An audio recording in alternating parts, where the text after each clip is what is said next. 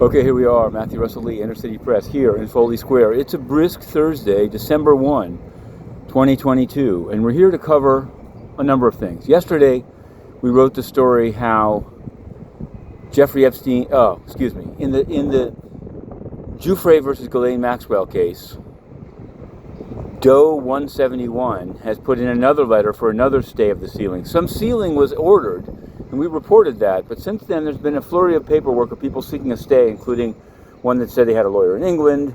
Now they have another lawyer. They want to appeal behind me to the Second Circuit. We're on top of it, and we've written the story, Doe 171. Check it out. I mentioned Epstein because there are the two cases by Epstein victims against JPMChase and Deutsche Bank that got consolidated before Judge Rakoff.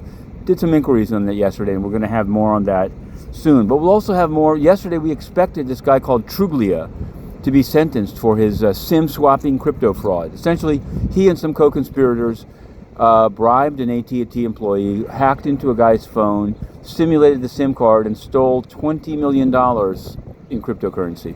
Now, he's up for sentencing, but in the middle of the sentencing, his lawyers offered to pay $20 million in restitution to the victim. And the judge seemed very excited about that and said, go back to the Essex Correctional Facility overnight and come in today at 2:15 and let's talk about a mental health treatment plan. Could he avoid jail time? Does pay to play still work? We're going to check that out.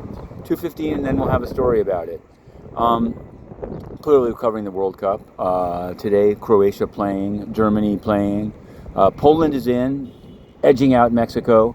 But what I want to say is that in the courthouse right behind me, 40 Foley Square, I covered the case of some Qatari royals in human trafficking. Their house was on the Upper East Side, not far from Epstein's place. And they brought in people from JFK and turned them into essentially slaves without passports. It's not racism to point this out. Qatar is an abusive kingdom. And India, a democracy, is taking over the Security Council today, but they've refused so far to answer press questions. Will they allow us access? To be continued.